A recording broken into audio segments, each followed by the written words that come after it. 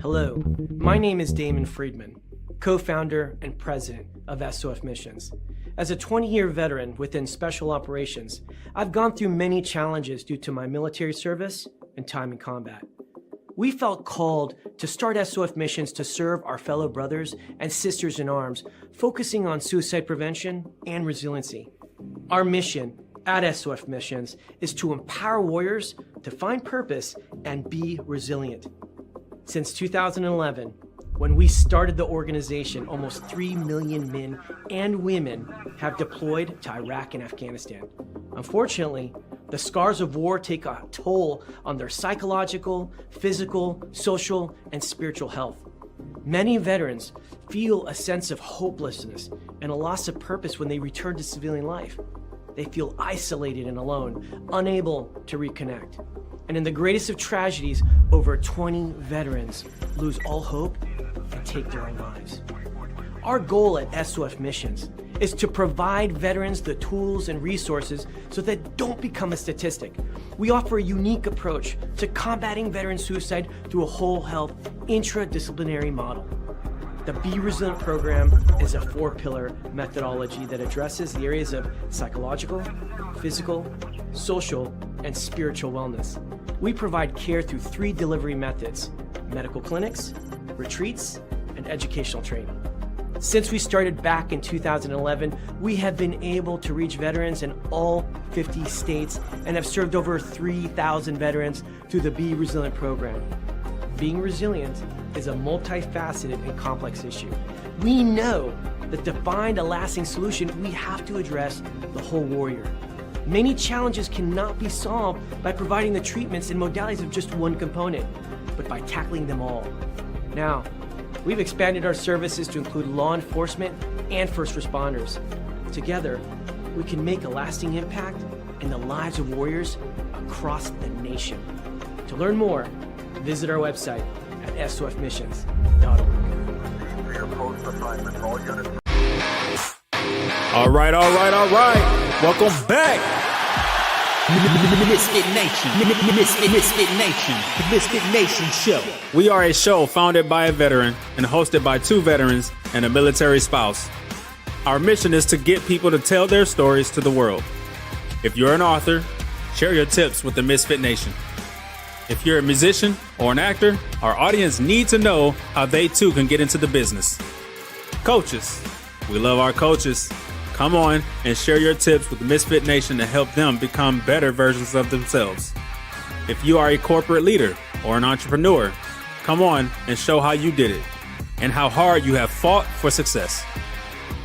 If you are a veteran, first responder, or Gold Star family, we would love to have you come on and share your story with the Misfit Nation. We always have time for you. If you're feeling down, alone, or starting to see the darkness, stop. Think about those who are around you. You are not alone. You will be missed. If you feel like your problems will be a burden to those in your inner circle or feel embarrassed, dial 988. If you are a veteran, take option 1. We need you to keep pushing forward. Don't make a permanent solution to a temporary problem.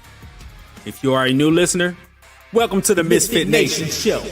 Be sure to subscribe to our show on your favorite podcast app. Also on our YouTube channel at @the_MisfitNation. Subscribe and click the bell to keep you up to date on our latest episodes and all of our news. You can also find us on Heroes Media Group and About Face Radio. Now, let's get to the show!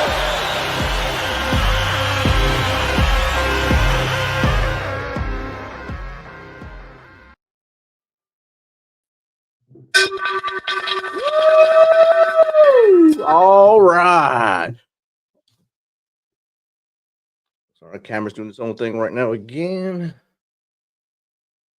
Playing, I don't want to work tonight, so we're going to work on that as we get through this. But welcome to the Misfit Nation show. It's your Sunday after dinner show.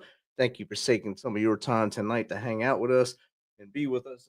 You could be anywhere else tonight. You could watch NFL football. You could be hanging out with us at the Misfit Nation and collecting your frequent flyer miles. Tonight we have a great one, but before we get to that, let's bow our heads and say a little prayer in your mind or a moment of silence for the 2 National Guard soldiers from Iowa who we lost in Syria this weekend. in an ambush from ISIS actors in Syria. So we lost 2 soldiers and 3 or 4 others were wounded, plus an interpreter. So let's keep their families in our thoughts, prayers as they head into this Christmas season without their loved ones now. So hopefully they'll come home and we'll find out what happened over there and hopefully come to a resolution. But tonight we have a real good one. We have someone that served his country for a very long time, done some amazing things that we've never met someone that did one of the things he's doing here. We are honored to welcome Matt Maasdam, United States Navy veteran, former Navy SEAL, and one of the very few Americans ever entrusted to serve as a White House military aide, carrying that nuclear football for President Barack Obama. He spent over 2 decades operating in the world's most dangerous environments, leading teams in combat, and later guiding leaders at the highest level of our government. His story is one of service, discipline, and responsibility. And tonight, we're diving into what true leadership looks like when everything is on the line. So without further ado, let's welcome United States Navy veteran Matt Maasdam to the Misfit Nation. Welcome, Matt. Thank you, Rich. I appreciate it. It's really fun to be here. I love what you guys do. Thank you. Thank you. Sorry about the early glitch with the camera there. Sometimes it has a mind of its own. Technology does that sometimes. And sometimes my camera that follows me doesn't want to follow me. So here we are. And it's great to have you here, Matt.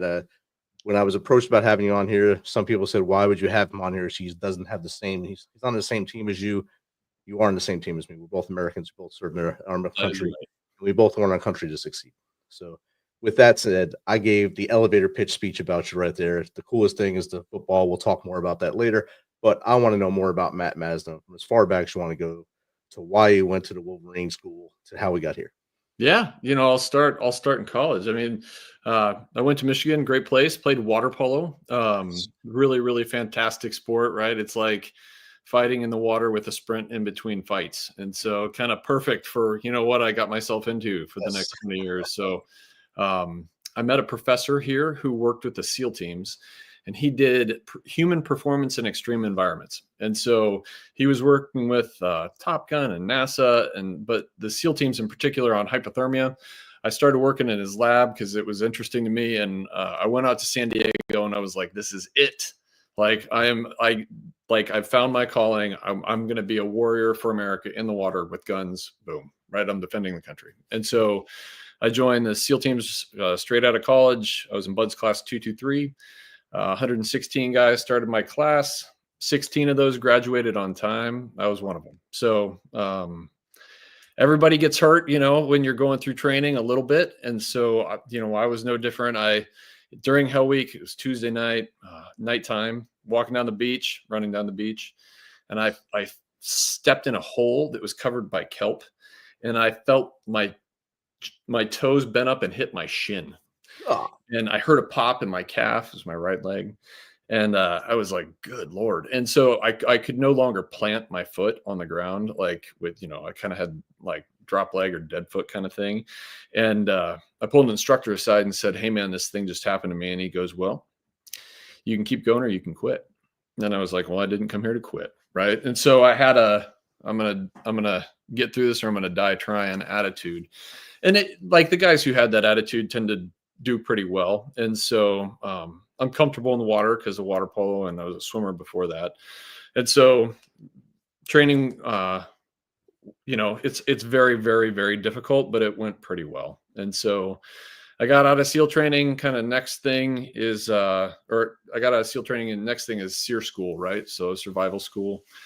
I go, you're in there in the Navy, at least you're in there with mostly air crew and like pilots.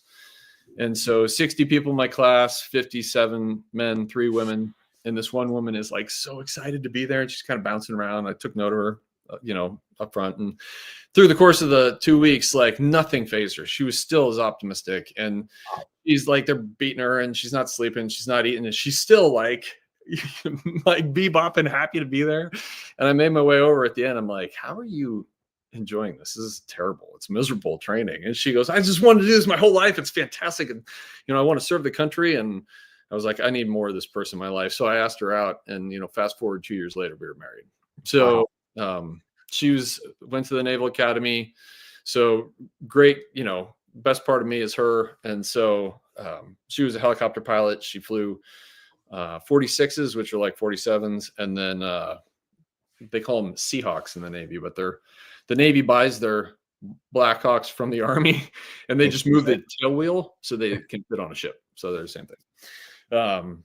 So she flew those two airframes, and then I did one deployment to the Pacific before 9/11. 9/11 happened, and both of our lives changed. So I went to Afghanistan and Africa, and she went to she was on the longest ship deployment since World War II. During that, they were actually coming home and got to Australia, and they pulled out of port and turned around and went back to the Gulf, which would be like the biggest rug pull ever.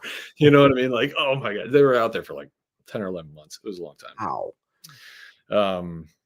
And then I came back from that. I went to Iraq. I guarded the vice president of Iraq in Iraq. And so it was a pretty cool job. We're kind of like their Secret Service. So I got to go through Secret Service training, which was neat here in the States. And then he split time. He was Kurdish. So he split time between Baghdad and Erbil. And we would fly back and forth to Erbil every weekend, which by the end of, I probably did that 50 times. Like by the end of that, you're sure you're going to take an RPG to the mouth, like we were treetops over to crit, you know what I mean? So it's like, you're just like, God, like every time towards the end of the time, I was like, this is going to be it. And that never happened, fortunately. So let's see, came back from that. I was a BUDS instructor. So I ran Hell Week in the whole first phase of training, which was great. Taught me a lot. I went to grad school. I went over to Bahrain for a year. It was part of the Captain Phillips rescue, kind of from the periphery. And I came back and I got picked up to be the president's military aide. So you carry the nuclear football. Great job. Really, you have to be on your toes all of the time. Obama was fantastic to work for. He's great to his staff. He's a great father. He's a great husband. He was great to the military. And so I appreciated all of that. And the military aid, it's like 1% nuclear football. It's like 99% coordination of the White House military assets. And so it's like Air Force One and the helicopters and the communicators and the drivers. And there's a lot that goes into it. And so it's about 3,000 people that you're running point for, and you're coordinating their efforts with the White House staff and the Secret Service to make sure the president can do their job. So you walk every step they're going to take to make sure everything's safe and all your kind of I's are dotted and T's are crossed. And so had 2 kids there, 2 little boys who are now not little, and moved back to Michigan so we can raise them here with kind of Michigan values of community and family and grit and toughness. It's like 4 degrees outside. And so that, that'll make it tough. Like no 2 ways about it. So I did a bunch of business after the military. I worked at Under Armour for a number of years, ran e-commerce operations there. So it's like the call center and a lot of the shipping and the warehouses and stuff like that. And then started 2 companies. One, I was a COO. It was also an apparel company, and then a CEO of another company. So great time. But my kids were, little tiny back in the day, and now they're like 6'3" and towering over me. So it's all good. It's a shame that happens. They don't just stop at the mid range when they're still lovable and exactly. It's good for America. You know what I mean? They get bigger and stronger. So you want definitely have to get bigger and stronger. We had a question come in from the audience already. It's from Pyroplasm 87 Whiskey 9 Delta. What is your tips for overcoming PTSD? He has had a hard life, or she has had a hard life. Yeah, that's a good question. And it's one, I appreciate your guys' focus on resilience. The number one way I lose my friends at this point is through suicide, right? Like, because it's not combat anymore, and lots of guys. And so that's really frustrating. But the SEAL teams started doing a much better job with this. One thing they would do when they come back from combat is they would stop. They do a 3rd location decompression stop. And so you get like 3 days usually in Germany, and we would like get everybody together. They get to tell their stories. We get to have a shrink talk to everybody and, identify high risk folks because, they had either killed a lot of people or been shot themselves or seen people die or whatever the situation was. But there's a list of questions that kind of ranks you high on the list of these things. And we could start working with those people right away. And so that they didn't go home and have such a drastic transition from combat to like Mayberry, you know what I mean? Because I literally left Baghdad, refueled over Dover, and landed in Coronado, California. Which is just like, it's like couldn't be a more stark contrast between those two things. And it's a challenge, but working out is a huge component for me. Like I take care of myself, period. Like I eat right. I don't drink much at all. I hydrate. These things seem simple, but like I eat good food. I don't eat too much good food. Right. And so, exercise is a huge part of it for me. It's like my happy place. I worked out twice today because I had the opportunity. It's Sunday. So, all of those things help me a lot. And then if people are having trouble, like see somebody about it, right? Like don't be ashamed at all. There's nothing wrong with saying like, hey, I need some help. And whether that's PTSD from combat or whether it's PTSD from a car crash, right? Like people can have cancer and get PTSD. Like it can be terrible stuff and you need help and that's okay. And it'll get you to the next step where you're in good shape. So I would say seek help, take good care of yourself and talk to your friends. Great answer. And like you said, it can happen to anyone. Can get PTS from anything, really. Yeah. Could be childhood trauma, could be witnessing a wreck on the highway because you're going to see one in America. Yes. Because driving is it's not fundamental anymore. It's not even fun anymore. It's a defensive all day, or you have to be offensive in some cities because it's just nuts. But you're going to see something bad out there, and it's going to stick up here in your nugget. And if your nugget isn't ready for it, it's not going to be a fun time for you. For sure. I mean, you guys and the special operators got a lot more training on that stuff, and we don't hear the stories of you guys losing your brothers and after, because you guys kind of keep that close hold. And for the rest of us, we hear it all the time because it's thrown into our face, thrust into our face. But for the special operators, it's kind of like a persona non grata when it happens. PNG, if that happens to one of their brothers, they kind of don't want to share it. They don't want to put it out there because they don't want everyone to know that it could happen to the elite too. I think we need to share that it happens to the elite too, because I agree. What's happening to you guys, it's happening to everybody. It happens to everybody. Like we have, I think, a special mindset at times, but like that doesn't make us invincible, right? And so we need help too. And we see our share of bad stuff. Like, everybody needs that help. Definitely. And back to the football. I was when I was reading that in your bio, I said that the football's only been around since the 50s, since Eisenhower's administration. It wasn't even called the football then. I think it turned into the football during the Kennedy administration, mostly because they love flag football in the Kennedy family. So they called it that. But so it's basically 12 or 13 presidents that had it. So not many dudes and dudettes have been in that position. How did it feel to get selected? And you said it was a very busy time because you had so many people and things you had to worry about. How was that? And what was a typical day for you? Yeah, I mean, it was a great job. I loved every minute of it, but you really do have to be on your toes. So we'll start with getting selected. So 5 people do it at the time. Now 6. When I was there, it was 5: Army, Navy, Air Force, Marines, Coast Guard, and so now Space Force as well.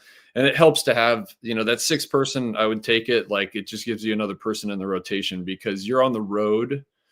I would say 20 to 25 days a month. Wow. Which is just a lot, you know what I mean? Like your family had to commit to this kind of thing because, they were home taking care of the fort and like you were gone. It was almost like being deployed, and the days you were off weren't scheduled off. It was just like by rotation, you know what I mean? So it might be a Tuesday. Like holidays don't matter. Like I went to Hawaii with the president for Christmases, you know what I mean? So I was gone. And so it was tough, but you're there to travel with them and be the person, kind of from a military perspective, if you're on the road and an emergency happens, and you're also, carrying the code so you can respond if you need to.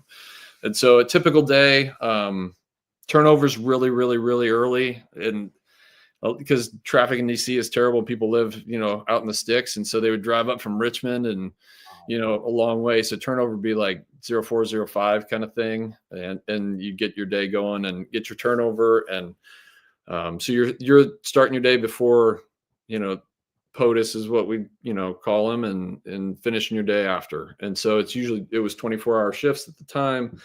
And sometimes that was travel. Sometimes it wasn't. Sometimes it was Walter Reed for Purple Hearts. I was the Purple Heart guy.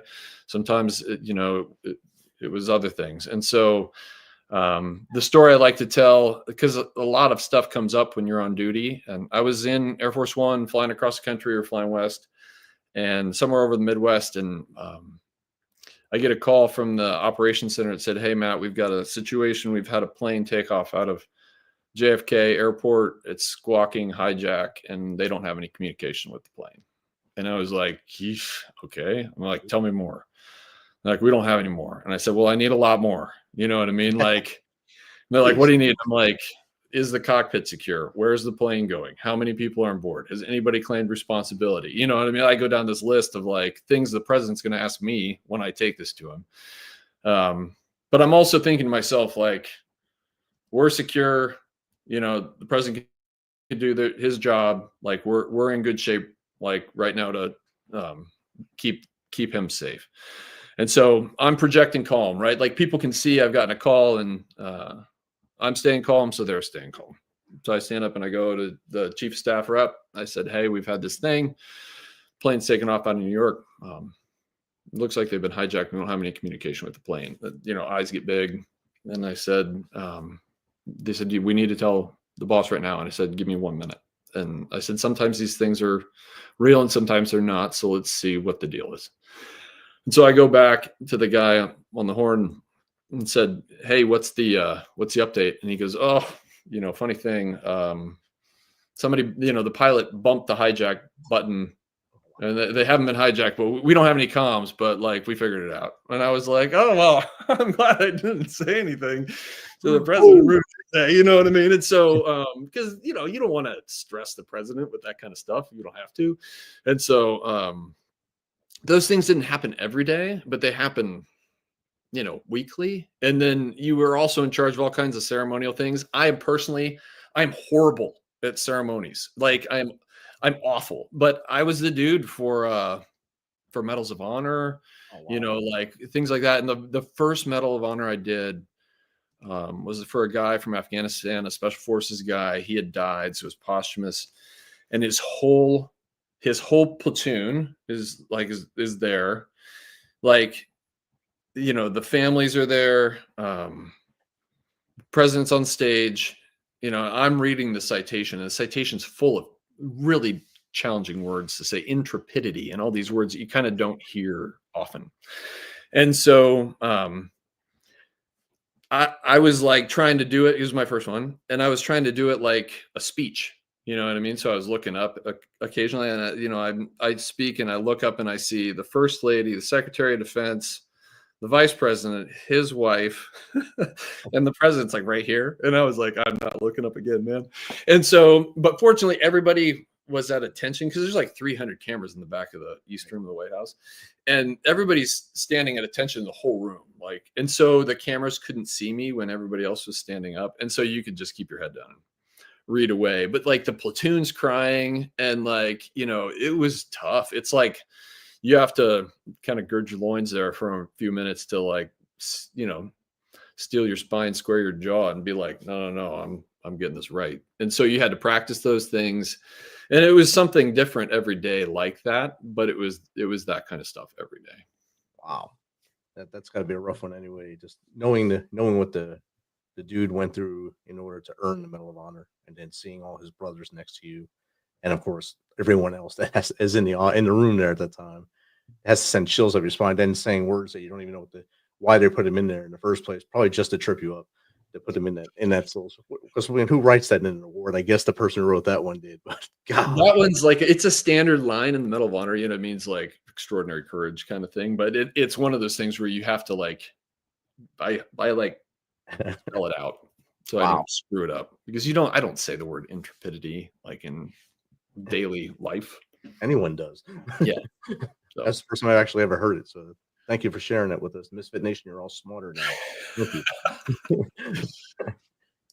So what did you do after that? Was that your final resting stop, or did you keep moving? So that was I got left there at the 14 and a half year mark ish. And so I transitioned to the reserves at that point, which was, it was actually really nice. And so the reserves, I didn't know anything about them, but my wife had transitioned to the reserves, and I had observed that it helped her transition because she kind of got to retain her pilot,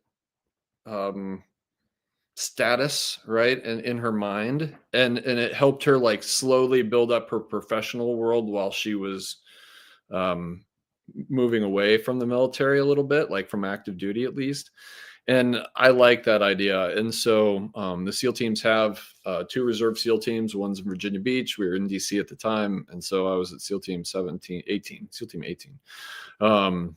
It was a great place. I was a commanding officer of the special boat unit there. So it was a good opportunity to lead, and it was a good way to see a different part of the military and maintain that kind of mentality as a SEAL. And it was nice because it takes, and this is something I tell people when they get out of the military, it takes a really long time to transition out of the military. And so I think the military puts you through TAPS, and they make you think it's like a 90-day process, and it's like a 5-year process, right? Because you're replacing your clothes, where you live, your workouts, you know what I mean? Like you're giving your spouse the reins in a lot of cases and say, where do you want to live? And because you've been drug around the country for 20 years. So like it's a thing, and people want to hit a home run in their first job out of the gate. And the reality is, like, they don't have to hit a home run, right? Like they can, if they don't like what they're doing after a year, they can say like,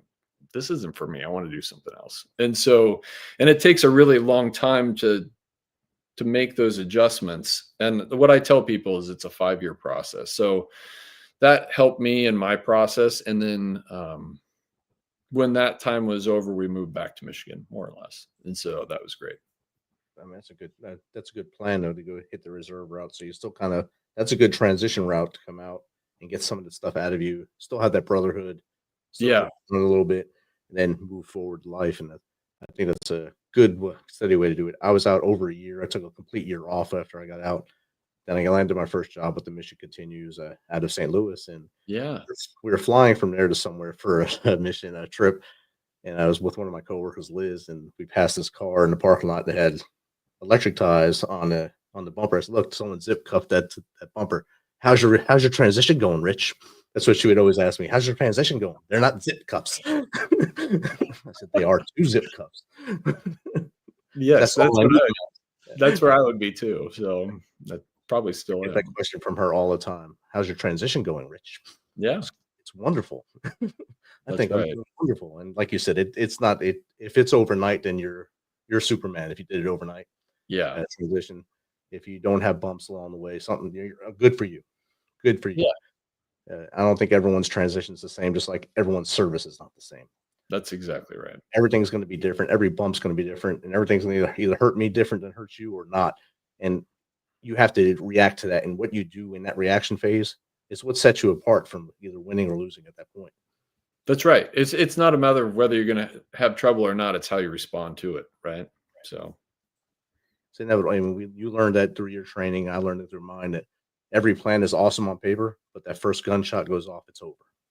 Yeah, that it was beautiful. It was a great plan. We rehearsed it for months, but Operation XYZ, it looked good on paper. That's not how we did it though. We still made the success at the end. We had to react and overcome and work that problem as we went through. Yep.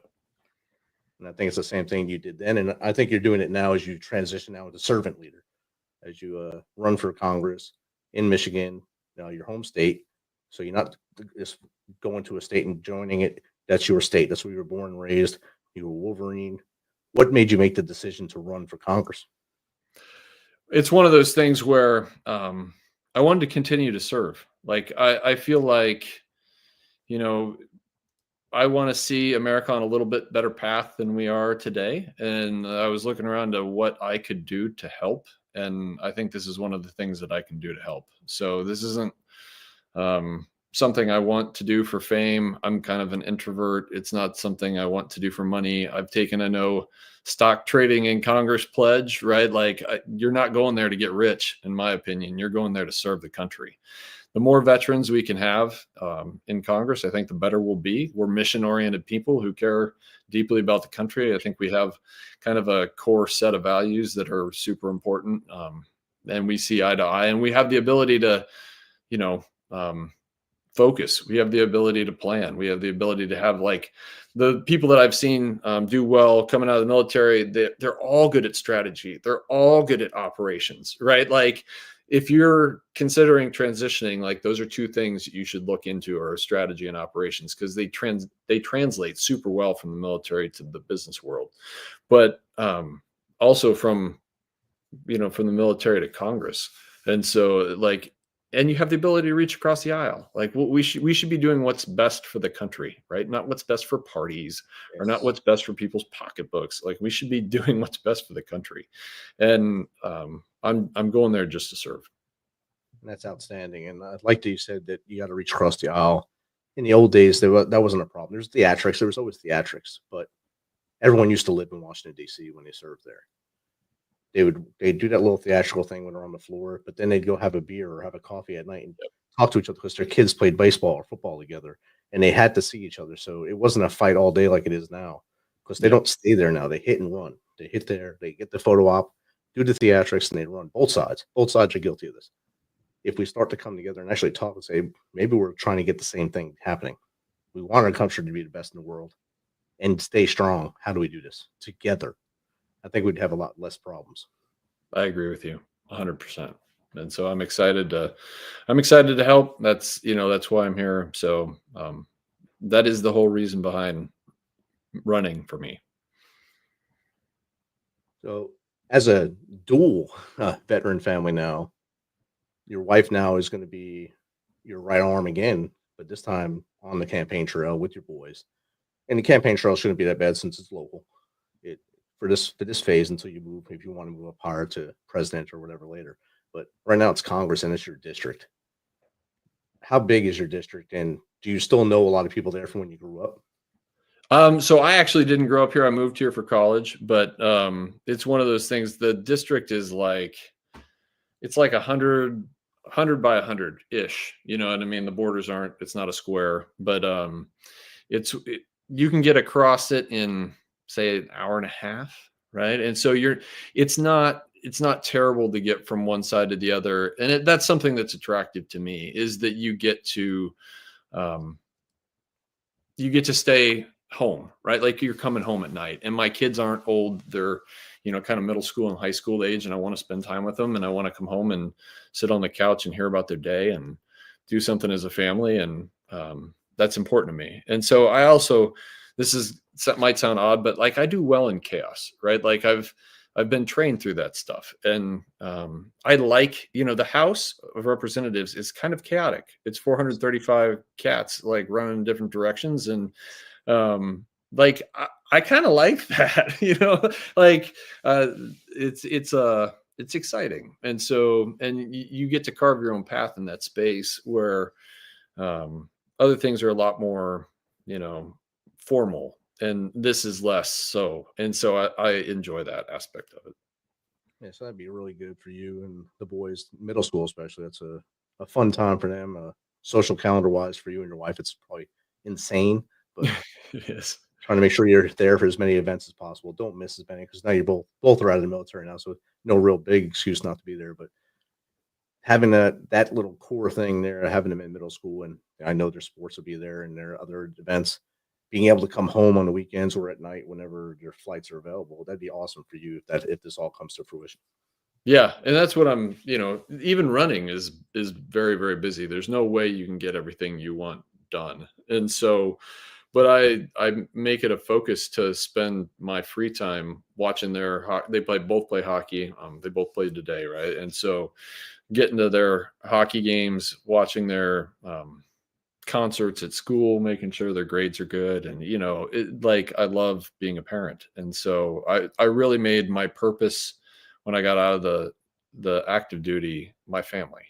And so, and I mean that today too. And this is another layer of purpose, but it isn't gonna it's not gonna supersede my family. They're too important to me. And that's a great mindset to have. For me, when as I was getting out, it was the punch in the face from my daughter writing an article for the magazine. The Army Brat Life was the title of it, and in there she wrote, "I know I had a father. I had a picture of him, but he was never home." And there was the stab in the chest, and that woke me up into what I did to my wife and daughter. But I just kept pushing forward. I got to hit this deployment. I got to get this job. I got to get this, but never looking over here at my family. So rebuilding that over the last 10 years has been a lot more fun, getting to know them and getting closer as a family and rebuilding all those burnt bridges we had along the way. Yeah. I mean, that repairing that stuff is so important. And it is my kids. I didn't have kids till right at the end, till I was at the White House. And so they have a very rosy version of, like they have a kind of, for me, non-combat, like reserve version where I was gone for the weekend. I'd be gone for a couple weeks in the summer, but it wasn't like deployment after deployment after deployment. And it wasn't a place where I was going to die. You know what I mean? So, it was a different version of what they thought the military is, or, their impression of it. And so, it is hard. Like having a family in the military is super difficult, and it's hard on everyone. And, I've been the one home on when my wife's on deployment, and it's harder, you know what I mean? Because you're not like, you don't have quite as much to do as when you are on deployment. And Right. so, your mind races a little bit, and, you're searching for what to do without your spouse. It's hard. And our wives do things a little differently than we do, and we don't always do them correctly when they're not around. So you're trying not to mess those little things up, and I'm sure the boys will let you know what you're doing wrong along the way. That's not what mom does. All right. That'll help you out. But that's something we learn as men, that we have to take notes of what they do when we're there, so maybe we don't mess it up when they're not there. Yep. Got a couple questions from the audience that's popped in here. Yeah. From @Territory Mama. What leadership lessons from combat has most influenced how you lead in civilian life? Thank you, Territory Mama. I love that question. The SEAL teams are particular to teamwork, right? Like we're a fairly egalitarian organization. Despite the fact that I was the highest rank in my group, like I didn't view myself as more important than anybody else. Like everybody had a say. Everybody had a different role, is what I should say, right? So I was not a sniper. I was not a driver. I was not a bomb guy, but I had those guys. And what I would tell them is, that is your lane. I'm going to do exactly what you say. So be good at your job. And as long as I can, my job is to tie everybody's jobs together and report it up the chain, right? And so be great at your job, and pushing that authority and autonomy down gave everybody the responsibility they wanted, and it made everybody really happy. And the SEAL teams, if I had to answer your question in a word, it would be teamwork. It's like we are called the SEAL teams. We call each other team guys. Like we love team. It is the thing I miss the most about the military. I have never found something to replace it like the experience I had there. And so that's great. Judgment and integrity are also very high on my list of values as a leader. And so I want to see people make good decisions. And let's see. Yeah, I think those three would, really, the last thing I would say is probably relationships, like focus on relationships. And so that isn't just like getting to know the people next to you, which is critical, but it's having a network to reach out and keeping a pulse with the people who are, you're a little distant from. And the most important thing I learned when I left the White House was, everybody there was good at their job. Everybody. There was no exception. The difference was some people they were good at their job and they had great relationships. And it took them to the highest level. And you cannot ignore relationships. So between teamwork, relationships, integrity, and judgment, I would say those are kind of the top of the list. Outstanding. And our original question from Pyroplasm, he came back with another question, or she came back, I'm not sure, a philosophical style question. Do you agree that you should always tell the truth, even if you get persecuted by it from authorities or that are ever not seeking a religious answer? Thank you, Pyroplasm. Yes, I think you should tell your version of the truth, right? Is what I would say. Because I think there are, there are a lot of different, there's your perspective of the truth and everybody's perspective. When you talk to 5 different people who see a car crash, like you get 5 different stories. And so your story is your version of that experience. And I think that's what you should share when those questions come. Outstanding. I think that's perfect. And you're right. It's just like the telephone game. I Yeah. can tell you something by the time it gets around the room, it's going to be something totally different by the time we get to the end. And every eyewitness account, due to the trauma of the event, it's going to be different because everyone sees it through that lens of trauma and what they've seen and what the noise is here, showing what they're seeing. It's very hard to translate. So that's why I usually ask many people questions to try to get the full answer. Yep. When I'm training, when I used to train soldiers, I still train soldiers now. I say always get everyone's input because you're going to get the full picture that way on the intel side. Right. Don't just use one version of it. And I think that's the best thing to do. We got 2 more questions popped in, so they're popping in for you now, Matt. So Love it. this is from Ceilings Are for Houses. Awesome. What did carrying the nuclear football teach you about trust, preparation, and accountability? Thank you, Ceilings Are for Houses.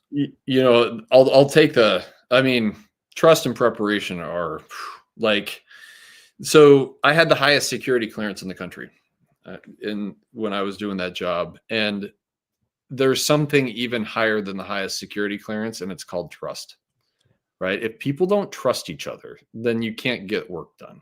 And so that doesn't mean that I can, give classified information to people I trust, because there are also legal, firewalls there. But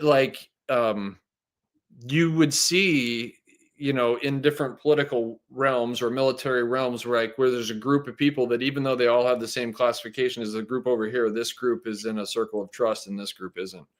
And so you want to be able to trust each other so you can get the job done for the country. And then preparation, man, it's just like in a negotiation, it is all preparation, right? Like if you're not ready to go, if you haven't I'll give you a physical example from BUDS, from SEAL training, right? Where some people will get tired, and instead of getting up early and getting some food in them and cleaning themselves up and being ready for the day and seeing what the day had to offer, they would roll out of the rack, minutes before they were supposed to be at muster. They would get there. They hadn't eaten. We were going on a 2-mile ocean swim. First thing, the water's 50 degrees. They get in the water. They hype out. They go to the hospital and they say, you know what, this isn't for me. I quit. Because they didn't eat breakfast, right? Like you have to prep, you have to be ready to go. And so it's the same thing in your job, is you had to have the day ready to go. And that's why we get there at 4 and 5 in the morning, right? And so that we were ready for when the president woke up at 6 or 7, we had 2 hours of prep under our belt, if not stuff from the day before, right? Like getting everything ready to go. And so, let alone if they're doing a trip, if you're on a trip, somebody's out there days, weeks in advance, making sure that everything is tight. Because when I say everything, every step the president's going to walk, every hospital that you could go to, every cop that you could talk to, every fire department, every, everything we checked. And so, and that's what the job entails. And you want the people who want to do that so that things go well for the country. Definitely. And one of my Tuesday crew hosts, Jake, he was EOD guy in the Army. He got to do the pre-visits for a couple presidents, to do the walkthroughs, make sure there's no explosive hazards. Yeah. He loves, that's the one part of his job he loves talking about, because that was the fun missions where you got to actually do things and interact with other agencies and do things, and not just the stuff you do in combat. Yeah. Another one, this is from round 2. How do you make clear decisions when information is limited and consequences are massive? Thank you, round and round. Yeah, you use your judgment. And so I think they choose people for those roles that have good judgment and take into consideration the situations that exist, right? And so it's not something where I think you can give like a standard rote answer to things, because situations change, and kind of like Rich, you were saying at the beginning, like plans change, when you get shot at. Like you need to be taking in your whole picture so that you can make the best decision possible. And so it's all about judgment and having the experience to have that job, right? Like you can't, that they don't give that job to a second lieutenant, for a reason. And so they give that job to people who have done a lot, either in the nuclear space or in other capacities. And I filled the lane as a SEAL because I could link into JSOC and talk to the special operations community. We were at war in Afghanistan and Iraq at the time. And so when we would go to those combat areas, like I could plug into my network of folks, and, it made it way easier for the White House to communicate with the military because I was there. And so, and if you take the Coast Guard guide and do that, it would have been hard. On the flip side, like there was a terrible tornado in Joplin, Missouri in like 2011 when I was there, and the Coast Guard guy went, right? Because the Coast Guard's in charge of that stuff. When things go really, really poorly within America and those natural disaster kind of capacities, the Coast Guard is often the crew that gets tapped to be in charge of those, and they have the ability to reach into their networks. And so it goes well from that perspective. And we assign the right people to the right jobs so that things go the best they can. Outstanding. And I think that's perfect. And I'm not sure where the Space Force guy will fit in there, but the Space Cadets are Guardians, I guess they're called. I can't wait to see what their role is. Yep. It's the Air Force-ish afterwards. I mean, Air Force adjacent, I guess. That's right. The next one is from Marcus and Maya. What was the hardest part of transitioning? I think you answered this already. Transitioning from elite military service to the business world. Thank you, Marcus and Maya. Yeah, I actually have an answer for this. My wife reminds me of it from time to time. So, SEALs and a lot of experienced, I'll just put experienced soldiers in this capacity, right? Are you can give them a lot of responsibility and know that they're going to do a good job. And so like they're motivated. I never, people say, how do you motivate SEALs? I'm like, I don't have to. Like they're all internally, intrinsically driven. And so I would tend to, even with younger SEALs, like hand them a huge amount of responsibility and information and say, go do it. Right. And like somebody was watching over them and making sure it got done. But there are times in the civilian world when people don't have quite as much experience. And turning things over to people is like might require a little more supervision from me than I'm accustomed to. And so that in that space, I had to learn to say like, okay, I need to check in more frequently or periodically, or assess the person's ability to get that job done, and maybe even micromanage a little bit, which is not in my nature.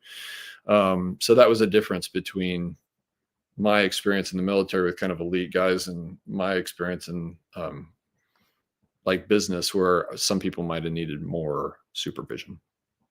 Definitely. And a lot of times when the soldiers and sailors and military members transition, they come out and we're so used to getting our task at the beginning of the day, and you have that day to get it done, or X amount of minutes to get that thing done. In the civilian world, if there's a task, it's based on hours. So it could be a 40-hour task, but in the military mind, I can get this done in 3 hours. And then you look like you're trying to overstep somebody, and you kind of don't fit in at that point. And it's hard. That makes it a little harder in that transition. Yep. And there's a lot of redundancy in the military, right? And like the private sector cuts that stuff out because it's expensive in some cases. And then like there's not, somebody else watching out over that person, and you need to be the person doing the watching. So it can get you if you're not careful. Definitely. We'll take one last question from the audience as we start to wind down here. This is from No Butter, Just Jelly. What advice would you give young leaders who want to lead with integrity under pressure? Thank you. That's awesome, Jelly. I like do what's in your heart to do the right thing. Right. And so, but I would say like in SEAL training, when I was in charge of first phase, I looked for 5 things, and we would suss out the these 5 things with the physical parameters of the training, and it was teamwork, courage, judgment, passion, and integrity. So those 5 characteristics I wanted to see in everybody. And I would like know what you want to see in people. And I would start with yourself, right? Like what do you want to see? What characteristics do you want to see in the leaders, that are in charge of you? And then be the change you want to see. So, and you got to get the job done. You got to do it right. You got to lead by example, and you want to inspire your crew. And so, but pick the things that you think are important and drive them home in your team. Definitely. Outstanding. Matt, that was awesome. Thanks for answering the questions from the audience. Audience, thanks again for sending in those questions as good fillers here towards the end. Matt, it's been great chatting with you over the last 50 minutes. And I think you explained a lot of your beliefs, your values, your history, your journey through service, through family life now. Now we have to ask you the 2 hard questions. The 2 hard questions we ask our guests at the end all the time. The first one is, this was actually a softball question. What's the best way to get in contact with you if they want to talk to you just like we did, or have you on their show? Yeah. I'll give you my my campaign website. It'll be easy. It's matt@mattmaasdam.com. So it's my first name and then at my first name, last name, all one word.com. All right, put that in the chat for everybody. Then his website is his name, basically. So you can just click on that and probably get them that way too, right there. And that's going across the bottom now. And our second question, this one is a little harder. What's 3 things the Misfit Nation can start doing tomorrow to be better people? I like that. This is a good one for your crew, because a lot of them are military minded. Is I think that you see a lot of examples in the country right now of people being tough. I think you can be tough and kind at the same time. You can be tough and compassionate. They are not 2 things that are mutually or incompatible. You can have both of them together, right? So be tough and kind, I would say. Be proactive about taking care of yourself. And so, like I said, kind of at the top of the hour, like,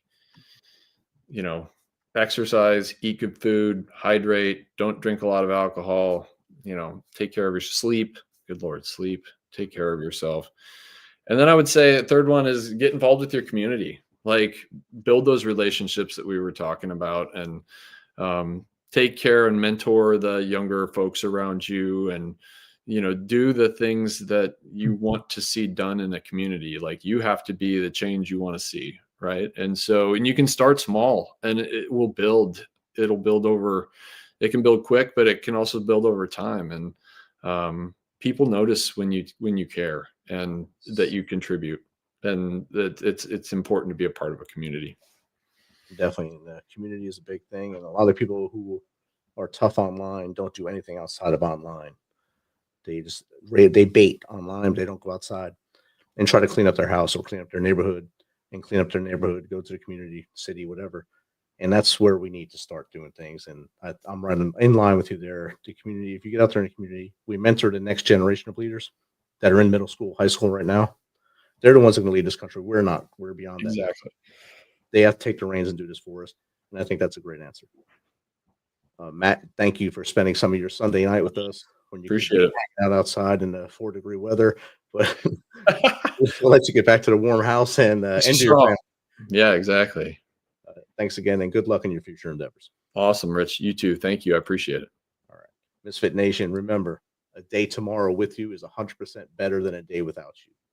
If you're feeling down, if you're feeling that darkness creeping in, we talked about this earlier, me and Matt, it's not just us on the conventional side, it's every one of us. It's the first responders, it's the special operators, it's our local neighbors. If someone's feeling down, reach out. In your wallet, you should have 3 names that you always can reach out to. Reach out to them. Let them know you care about them. Even if they don't need something. If you reach out to them, they know you care. That way they'll be there. If you don't want to talk to that card, dial 988. Follow the prompts for what is helping you.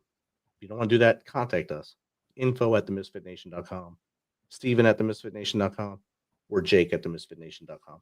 Any one of us will answer. We'll keep you on the line until we get someone local to you to help you. Until next time, be humble, stay hungry, and keep hustling.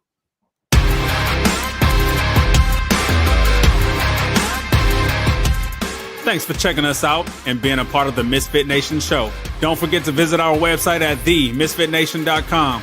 That's themisfitnation.com. Check out all our past episodes and get some of the great Misfit Nation gear for you and your family. As always, be humble, stay hungry, and keep hustling because we are Misfit Nation. Misfit Nation.